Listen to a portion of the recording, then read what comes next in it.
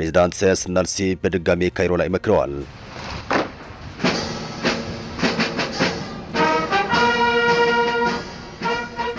ከዚህ በኋላ እስራኤልና ኢራን ቢዋጉ አሜሪካ የለችበትም። ትራምፕ ለኔታንያሁ ሌላ መርዶ። U.S. President Donald Trump has told U.S. media outlet Axios that he warned Israeli Prime Minister Benjamin Netanyahu that Israel may be fighting alone if he goes back to war with Iran. ሁለት ወሳኝ መረጃዎችን ይዘናል። አንደኛው ከአስመራ ካይሮ ስለቀጠለው ምክር ሲሆን ሌላኛው ደግሞ ፕሬዝዳንት ዶናልድ ትራምፕ ብለውም ጠቅላይ ሚኒስትር ቤንያሚን ኔታንያሁ የፖለቲካ ፍቺ ስለመፈጸማቸው ነው። ሁለቱንም በቅደም ተከተል ሰፋ አድርገን እንዳሰናቸዋል። አብራችሁን ቆዩ።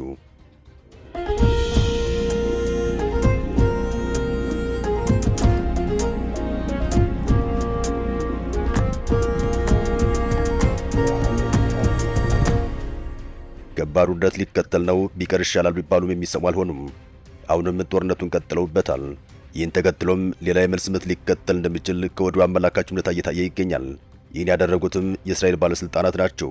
የያዙ ይልቀቁኝ ያልተመቻቸው ፕሬዝዳንት ዶናልድ ትራምፕ እንቅጩን ተናግረዋል። ፕሬዝዳንቱ እውነቴን ነው የምላችሁ፣ ከዚህ በኋላ ከኢራን ጋር ፍልሚያ ውስጥ ብትገቡ አሜሪካ የለችበትም፣ እዚያው እናንተው ብቻችሁን ትወጡታላችሁ ሲሉ ተደምጠዋል። ይህንን የፕሬዝዳንቱን ቁርጥ ያለ ከዚህ በኋላ የለንበትን መረጃ ይፋ ያደረገው የዋይት ሃውስን የውስጥ መረጃዎች የሚያደርሰው አክሲዮስ የተሰኘው መገናኛ ብዙሃን ነው። በርካታ መገናኛ ብዙሃንም ይህንን መራራ ሀቅ ተቀብለው አሰራጭተውታል።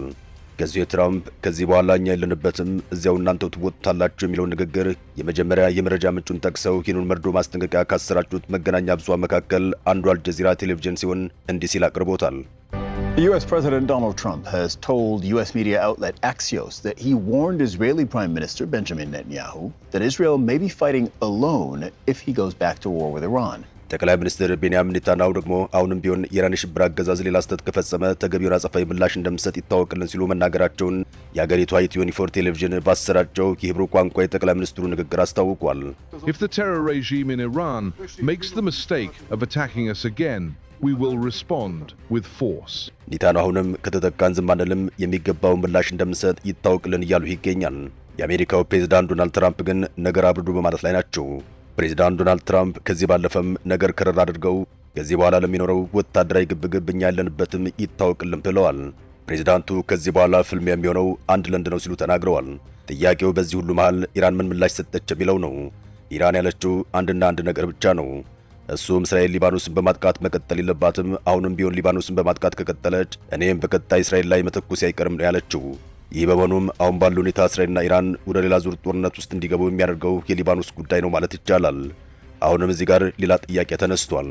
እሱም ለመሆኑ እስራኤል ሊባኖስ ላይ የምትሰነዝረው ጥቃት አቆመች የሚለው ነው። ምላሹ የለም አልቆመም እንደቀጠለን የሚል ነው። ጥቃቱ በቀጠለ ቁጥር ኢራን ወደ እስራኤል ሚሳኤሎችን የማስወንጨፍ ዕድሏ ሰፊ ነው እንደማለት ነው። ለዚያም ነበር ነገሩ ያላማራቸው ፕሬዝዳንት ትራምፕ ኔታንያሁና መንግስታቸውን ነገር ጎታችሁ ከመጣችሁ እዚያው ተወጡ ሲሉ ቅድመ ማስጠንቀቂያቸውን የተናገሩት። President Trump had asked Prime Minister Benjamin Netanyahu not to retaliate, telling the website Axios, "I'm calling Netanyahu right now and telling him not to attack Iran in response." እስራኤል ሊባኖስን በማጥቃቷ ቀጥላ ኢራን እስራኤል ላይ ጥቃት ብፈጽም ከዚያም እስራኤል የተለመደውን አኳን ምላሽ ብትሰጥ ምን ሊፈጠር ይችላል የሚለው ጉዳይም ወሳኝ ነው እየተነሳ ይገኛል። አሜሪካ በሁለት ፖሎች ግብግብ ውስጥ ያለውበት ማለት ለእስራኤል ከባድ ፈተና ይሆናል። ምክንያቱም እስራኤል የምትተኩሰው የአሜሪካን የጦር መሳሪያ ምርት ነው። በዋነኝነት ራሷን የምትከላከለው በአሜሪካ ሚሳኤልና የአየር መከላከያ ቴክኖሎጂ እንደሆነ ይታወቃል። ኢራንን ለማጥቃት ሆነ ራሷን ከጥቃት ለመከላከል የምትጠቀመው የሳተላይት ቴክኖሎጂም በአሜሪካ የተመሰረተ እንደሆነ ይታወቃል። ከዚህ ባለፈም አሜሪካ ከእስራኤል ጎን በመሆን ኢራንን ተፋልማለች። የጋራ ወታደራዊ ዕቅድ አውጥተው የጠላት የተባለውን ኢላማም በመረጃ የመለየት ስራን ሰርተዋል። እናም ዶናልድ ትራምፕ ጠቅላይ ሚኒስትር ቤንያሚን ኔታንያሁን ብቻችሁን ትወጡታላችሁ ሲሉ በሌላ አነጋገር በቀጣይ በሚኖረው ወታደራዊ ግብግብ እስራኤል እነዚህን የአሜሪካ ድጋፎች አታገኝም እያሉ ነው። አሁንም ሌላኛው ጥያቄ እየተነሳ ያለው እስራኤል እነዚህ ሁሉ የአሜሪካ ድጋፎች ካጣች በምን መልኩ ከኢራን ጋር ትፋለማለች የሚለው ነው። እናም ከዚህ ጋር ተያይዞ ነገሩ ከባድ ይሆናል እየተባለ ይገኛል። ነገር ግን የእስራኤሉ ጠቅላይ ሚኒስትር ቤንያሚን ኔታንያሁ ለእኛ መሆናቸው ይነገራል። አንድ ጊዜ ወጣኝ ካሉ ወደ ኋላ የማይመለሱ ናቸው። በሊባኖስ የሚገኘውን የሂዝቦላን አክርካሪ ይሰብራሉ በሚል በሊባኖስ የሚያካሄዱትን ድብደባ አጠናክረው እንደቀጠሉ ይገኛል። ይህ ማለት በማናቸውም ሰዓት የኢራን ሚሳኤል ጥቃት ሊከተል ይችላል እንደማለት ነው። በዚህ ወቅት ዶናልድ ትራምፕ እንዳሉት ወታደራዊ ግብግቡ የሚሆነው በኢራንና በእስራኤል መካከል ብቻ ይሆናል እንደማለት ነው ሲሉ ተደምጠዋል። ኢራን ቀላል ሀገር አይደለችም። አሜሪካና እስራኤል ተባብረው ሊያንበረክኳት አልቻሉም። አሜሪካ እንዳውም ስታፈገፍግ ተመልክተናል። በዚህ መሃል ደግሞ ኔታንያሁ በሊባኖስ ድብደባቸው መቀጠላቸው እስራኤል ብቻዋን ኢራንን ትጋፈጣለች እየተባለ ይገኛል። ይሄም ለእስራኤል ከባድ የቤት ሥራ ይሆናል። በአሜሪካ ጫና ውስጥ የወደቁት ጠቅላይ ሚኒስትር ቤንያሚን ኔታንያሁ በኢራን ላይ የሚያካሄዱትን ጥቃት ለአሁን መግታታቸውን በሂብሩ ቋንቋ ለሕዝባቸው ባደረሱት የቴሌቪዥን ንግግራቸው አስታውቀዋል።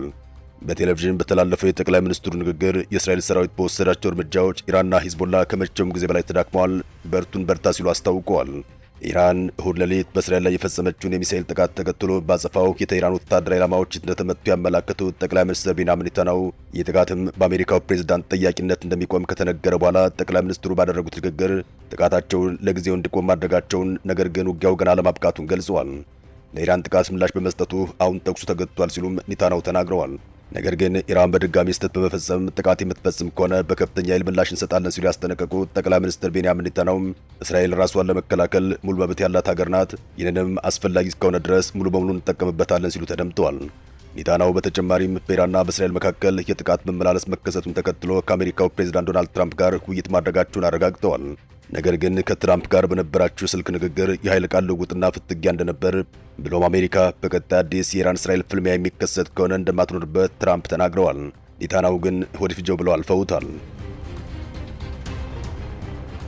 ዶናልድ ትራምፕ አሁን ከጠቅላይ ሚኒስትር ቤንያሚን ኔታንያሁ ጋር መጨቃጨቃቸውን አላቆሙም።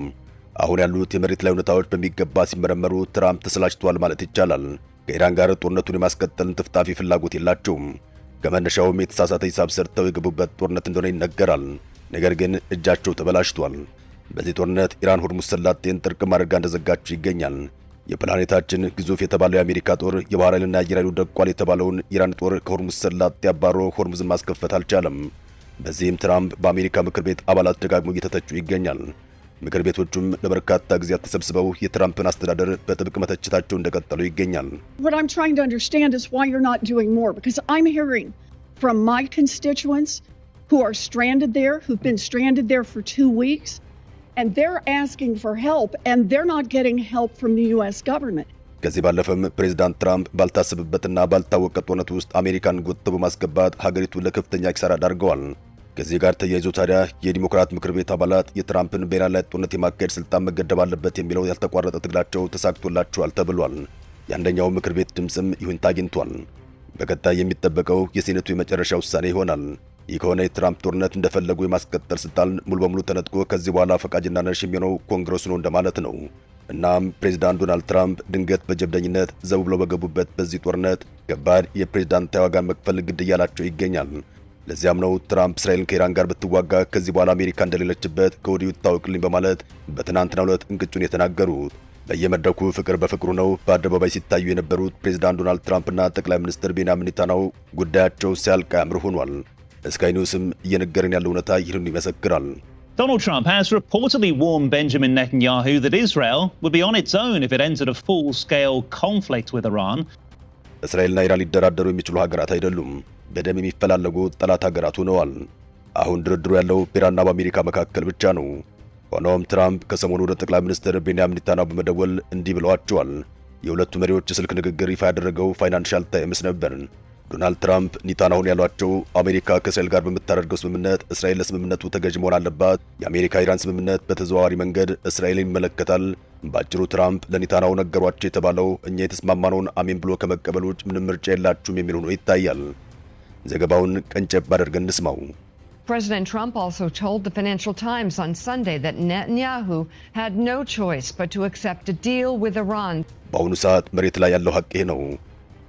አሁን ደግሞ ከመካከለኛው ምስራቅ ውዝግብ ወደ ፕሬዝዳንት ኢሳያስ አፈወርቂ የካይሮ ምክር እንውሰዳችሁ።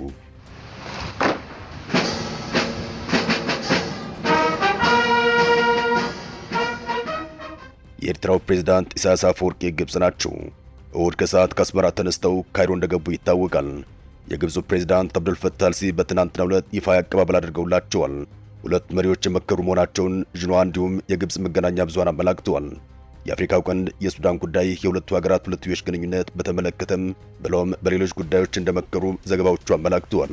የህዳሴው ግድብ ተገንብቶ በመጠናቀቁ ነገር ሁሉ ጅብ ከሄደ የሆነባት ግብጽ በአሁኑ ሰዓት ፊቷን ወደ ቀይ ባህር በማዞር ከቀይ ባህር ተጋሪ ሀገራቶች ሌላ ሀገር አዲስ የቀይ ባህር ተጋሪ ሆኖ ብቅ ማለት አይገባውም እያለች ይገኛል። ይህን አቋሟን በተመለከተ ግብጽ ከዚህ ቀደም ደጋግማ የገለጸችው መሆኑ ይታወቃል። በአሁኑ የኢሳያስና አልሲሲ ምክር ላይም የተነሳው ጉዳይ ይኸው ነው። ፕሬዚዳንት ኢሳያስ አፈወርቂ ኢትዮጵያ አሰብ ልትነጥቀኝ ትችላለች የሚለው ስጋት እንዳላቸው ይታወቃል። በጂኦግራፊ አቀማመጡ አሰብ ከኤርትራ ይልቅ በኢትዮጵያ ግዛት ስር ያለ የሚመስል ሆኖ መታየቱ በኢትዮጵያ አቅጣጫ ያለውን ወታደራዊ ስትራቴጂካዊ የበላይነት የሚሰጥ ሆኖ ይታያል። እናም ኤርትራ ከዚህ ቀደም ሳውዲንም ግብፅንም ወደ አሰብ ጋብዛ ነበር። ግብፅ አሰብና ምጽዋን ከራሴ ቀይ ባህር ወደቦች ጋር አስተሳስራለሁ ስትል ለኤርትራ ቃል ገብታለች። ፕሬዚዳንት ኢሳያስ በዚሁ የአሰብ ጉዳይ ላይ ሳውዲ ሄደው የተማጸኑ መሆኑ ይታወሳል። ሳውዲ አረቢያም አሰብ ላይ ጥቅሜን አሳርፋለሁ ብላ ነበር። እስካሁን ባለው ሁኔታ ግን በዚህ ጉዳይ የሳውዲ ድምፅ አልተሰማም። በመሃል ላይ የኢራን ጦርነት መከሰቱ ሳውዲን ስራ አብዝቶባት ከርሟል። ጦርነቱ አሁንም ያላለቀ በመሆኑ ሳውዲ ኢሳያስ በጠየቁት የአሰብ ጉዳይ ፊታቸውን በአፋጣኝ ያዞራሉ ተብሎ አይታሰብም። ካይሮ ግን ቀይ ባህር የጋራ ደህንነት በሚለው ማዕቀፍ ኤርትራን ወጥራ እንደያዘች ይገኛል። የግብፅ ፍላጎት ኤርትራ አይደለችም። የካይሮ ጀርባ ፍላጎት ኢትዮጵያ እንደሆነች ይታወቃል። ኢትዮጵያና ኤርትራ ዲፕሎማቲክ መቃየር ውስጥ በመግባታቸው ለግብፅ ሰርግና ምላሽ ሆኗል። እናም የአስመራውና የካይሮ ወግ እንደቀጠለ ይገኛል። ሁለቱ ሀገራት ቀይ ባህርና የአፍሪካው ቀንድ ደህንነት ላይ እየመከር ነው ሲሉ ተደምጠዋል። ቀይ ባህር ዓለም አቀፍ ባህር ሲሆን ሁለቱን ሀገራት የሚመለከተው እነሱን ከሚያዋስኑት ወሰን የቀይ ባህር ርቀት ድረስ ብቻ ነው። ይህ ዓለም አቀፍ አሰራር እንደሆነ ይታወቃል። ቀሪ የባህር ክፍል የማንም ሀገር ያልሆነ ማንም የማያዝበት ዓለም አቀፍ ሀብት ነው። ይህ ዓለም አቀፍ የባህር ላይ ሕግ ነው። ግን ደግሞ በሌላ አቅጣጫ ግብፅም ኤርትራም ደጋግመው በቀይ ባህር ጉዳይ እየመከረና እየዘከር ነው እያሉ ይገኛል። ከዚህ ባለፈም ካይሮ በቀይ ባህር ላይ ደጋግመው ጥቃትን እየሰነዘሩ ካሉ የየመን ሁቲ አማጽያን ጋር በተያያዘ የስዊዝ ቦይ ገቢዋ ከግማሽ በላይ ቀንሶ የኢኮኖሚዋ ፈተና ውስጥ ሲገባ ምንም ማድረግ ባልቻለችበት ሁኔታ ኢትዮጵያ በቀይ ባህር በኩል ልትወጣ ትችላለች በሚል አስመራና ካይሮ እየመከሩ ይገኛል። ሰላም ለመላው ዓለም ይሁን። አበቃን። ሰናይ ጊዜን ተመኘን።